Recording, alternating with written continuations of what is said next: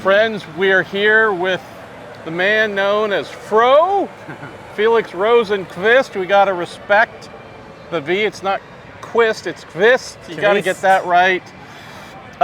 This isn't beer, but it's toasty, almost 90 degrees, pretty hot. It's the only thing I want to drink right now. Yeah. Hey, speaking of drinking and toasting, there's your pole sitter for the Indy 500, Scott McLaughlin. I'm just trying to get one off him. Ah, there we go. Hey, our final practice session, like normal practice session before carb day, just got through this. Again, almost 90 degrees, Felix. 2 hours of running. I know you guys weren't as fast as you wanted to be today, but at least in qualifying, you're the quickest Honda. Tell me about today. What do you do? What's the purpose?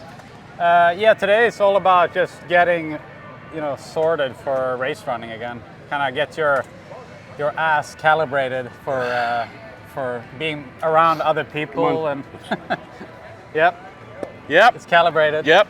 There's someone, I'm told, I don't read the comments, but apparently there's one person on every YouTube video that says don't touch the talent. So we're gonna do the whole just for you. We're just gonna, every single person, just gonna hold. Yes. And so that little booty pat, just for you. But getting calibrated. Yeah. So basically back to running more downforce, which might seem like it's way easier, but it's just a bit more on the nose. It's more sporty, let's say. The quali car is perfect for being in clean air. And now you have other cars around you. The car is like wobbling, buffeting and chucked around. So you kind of, for me, this practice has always been the hardest for me to kind of get back into race mode. Actually this year, though, I felt really comfy straight away. So when I was with McLaren, it always took me like the whole practice to get back in shape. So yeah, I felt good. I never really did like a lap or a tow. I was just out in the middle of the pack, but we actually got a car better and better every run, and we're pretty happy window right now. Tell folks about that part, because that is really what today and then carb day will be all about.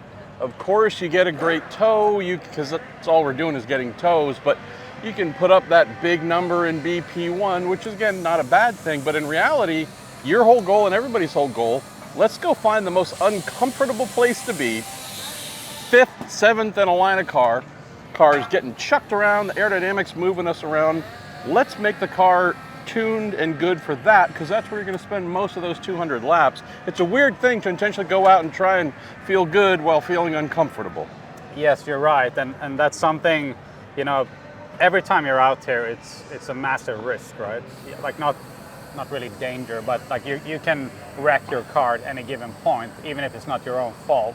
So obviously the risk goes up massively today, because today we had that big pack, and the whole month I'm always trying to gauge that risk. Like early in the month, I just kind of try to hang maybe 3rd or 4th in line. I don't want to be like back in 15th, because maybe someone spins and I get caught into it. So yeah, you just want to gauge that all the time. If there's one driver you don't like that is ahead of you, like Adam will tell me on the radio, like, hey, X, Y, and Z is further ahead in the pack. Maybe you should go through the pit one time and come back on Graham Rahal. He hates Rahal. Constantly talking about Rahal. No, absolutely not. Sorry. Yeah, so things like that. You just want to make sure you want to be, as you say, you want to be in that uncomfy spot, but you don't want to just be out there risking as well. So I feel that comes with experience a lot. Like I've done it 6 or 5 times, and you almost like smell when something is about to happen, and that's good. Like that means that you've learned those things the hard way, right? Like I've hit the wall, I think 3 times here,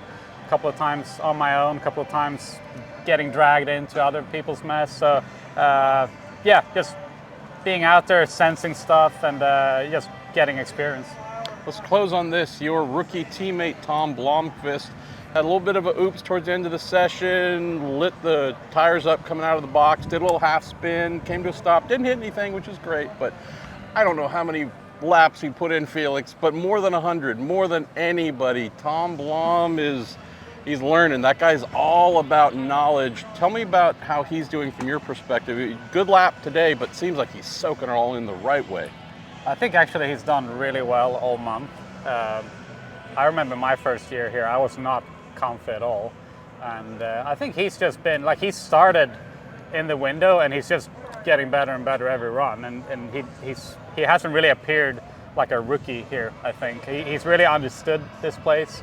Obviously, spins here and there, like in pit lane. Like I think you're just trying stuff and pushing the limits here on getting closer to the race with a different pit in as well. But no, man, I've been really impressed by him. I've been around him in traffic as well, and he's been super solid. I think he's pretty much like me, Elio, and Tom are, we're right next to each other right now. So super impressed. I did say, I think, last question, but let me throw more at you. First time for Marshank Racing running 3 cars. There's some old guy from Brazil you brought in. I've never really heard of him before, but tell me about this 3-car lineup that you have here at the team. I know you're new to the team, but this is a big undertaking. It seems like everything's going super well, though. Yeah, honestly, I haven't even noticed.